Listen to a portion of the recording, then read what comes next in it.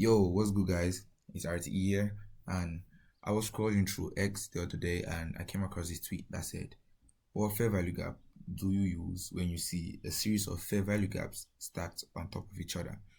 So, this is a problem I faced a lot when I just started trading, and over time, I've been able to filter out the noise and understood some key concepts that help me choose which fair value gap will work 90 to 80% of the time.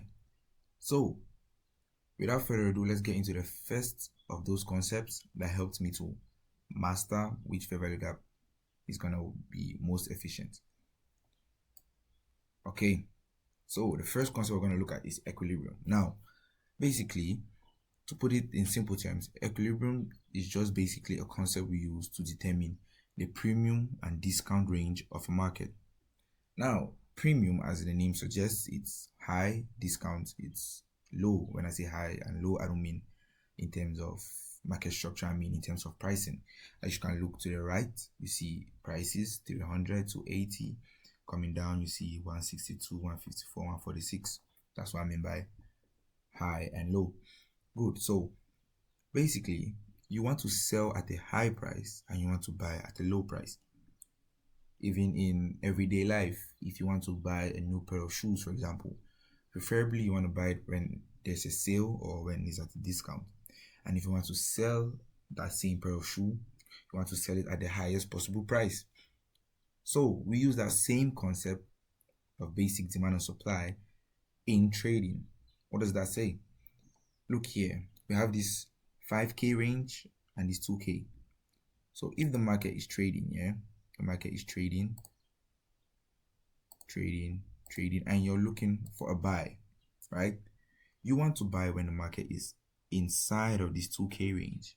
So probably there's a fair value gap somewhere here and the market comes down, bam, and then buys up. And if you want to sell while it's in this 5K range, because it makes no sense selling when the market is down here. Okay, you probably just get stopped out. So how do we apply this in the real markets? Okay. Alright, boom. So let's say this is our chart, for example, before I move into real examples. So this is our chart, and you see 1, 2, 3 fair value gaps stacked on top of each other. Now, in this market, let's say you're looking for a sell, but you're confused. Oh, which fair value gap should I use? Because if you use the first one and market moves on to the second, you get stopped out. If you use the second and market moves up to the third, you get stopped out.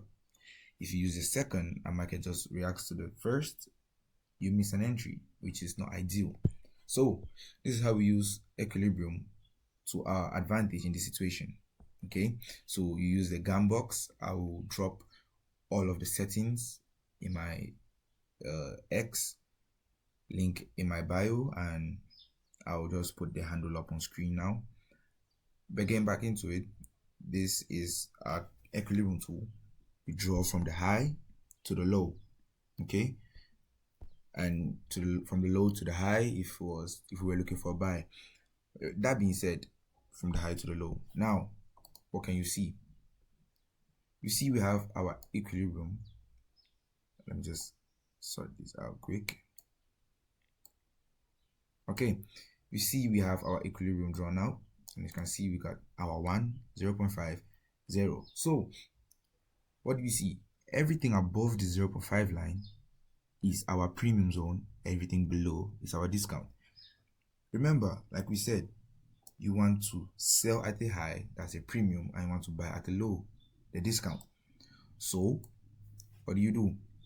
We see 2 of these fair value gaps are in our premium zone. So what does that tell us? That tells us this fair value gap in our discount is really, really low probability. So we can forget about this fair value gap and focus on these 2. So that already filters out 50% or 45%, 25%. I'm not really good at maths, but that filters out a lot of the noise already. Now you can use either one of these 2 because they are in our premium. We expect to sell in our premium. Same thing goes vice versa. If we're in a buying situation, we want to buy, let's say the market comes up, okay, and then goes down. And where do we want to buy? We want to buy, market's going down, okay, we want to buy in our discount. Cool. So you may be asking, if you've caught on, you may be asking, but we still have two fair value gaps here. How do we know which fair value gap is going to work out of these two? Now that leads us to our second concept, okay? And for those watching on my TikTok, the video is probably going to end here, but do not fear, the full video is over on my YouTube and X account, handles dropped on screen and links in my bio, and I also post the links in my comment section. Okay, that being said, let us move on to the next concept that's going to help us to be more specific with which fair value gap we're going to use in this situation. Moving on to the second concept that we use to filter out even more, to be even more specific, we use the Fibonacci. Okay, now there are various variants of the Fibonacci. You have the Fibonacci you can use to catch the expansion, but this is the Fibonacci for the retracement. Okay, so this is the Fibonacci right here, and like I said, I'll drop my layouts for all of these tools over on my X or Twitter, however you want to call it. But yeah, this is the Fibonacci. So basically we use this zone. I personally use this 76% zone, or you can see 0.706, but I just call it the 76% zone. I use this for my specific retracements. Okay, so how does that come into play? So let's go back here. Okay, so let's move on from EQ. So now once you've had EQ and you've filtered out the fair value gap that was here, you're asking yourself, which of these two would I use? So we use the Fibonacci for extra precision. What do we do? Draw it from the high to the low. Okay, from the high to the low, because we're looking for sales from the high to the low. If it was for buys, from the low to the high. Okay, now boom. Now what can you see? That 76% I spoke about is lined up perfectly with this second fair value gap. So in my mind, I'm already expecting the market to most likely react off of this fair value gap and sell off. Okay, now it's easy for you to think and say, oh well, he just drew this and trying to make a point because he faked this and stuff. So let's actually move on to real market examples so you can see how it plays out in the real market itself. Okay, cool. Let's take this market or this price action here. Okay, we have our low here and our high here. We're looking to take some buys because we've changed structure to the upside. Cool. So what do you see? You see you've got one fair value gap here. You've got another fair value gap here. You've got another one here. And you've got another right here. Boom. So this is typically what you see. Yeah. Now, how do we know which fair value gap is going to be respected? From what we just said, first things first, I draw my EQ to try and find out where my premium and where my discounts are. Okay, boom. Now in this situation, I'm looking to buy, so I want to buy in my discount zone. This is the discount zone here. Everything below the 0.5 discount. So now we see we filter out two of these fair value gaps because they're in our premium. You'd rarely expect to buy in a premium. Now we focus on the two in our discount. Now, how do you know which of these two in the discount? Like what we earlier said, use OTE, get rid of EQ, OTE. Remember, now that we're looking for buys from the low to the high, from the low to the high. And as you can see, I'm not even making this up.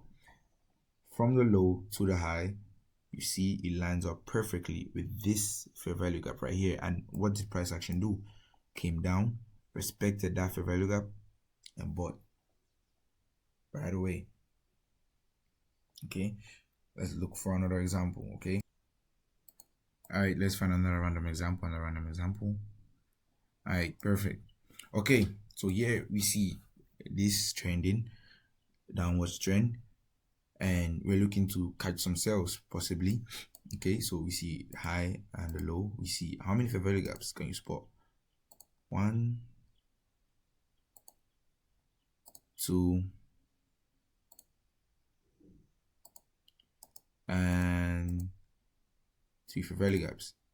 Okay, so again, look for EQ first, or you can actually just keep EQ and go straight to OTE, but for learning purposes, EQ, because sometimes all you need is EQ. Market respects the fair value gap that's perfectly in EQ sometimes, So draw EQ, and as you see, we got EQ here, so we cancel out. We know this fair value gap is not gonna work for us. Okay, so we look at this and this because we're looking to sell, and we sell in our premiums. Remember, now we look for our Fibonacci OTE retracement from the high to the low. What do you see? The 76th percentile is perfectly in line with this fair value gap. And what happens when market comes into this fair value gap? Boom, we get a rejection. We get a rejection to the downside.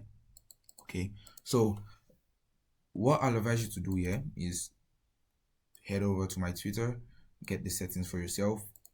Okay, get used to it, back test it, forward test it, get that discernment, because of course not everything is 100% guaranteed in the markets, but this is a high probability video for you, which can help you massively to filter out a lot of fair value gaps. Thank you all for watching, and hopefully there's going to be a lot more of videos like this in the future. Peace.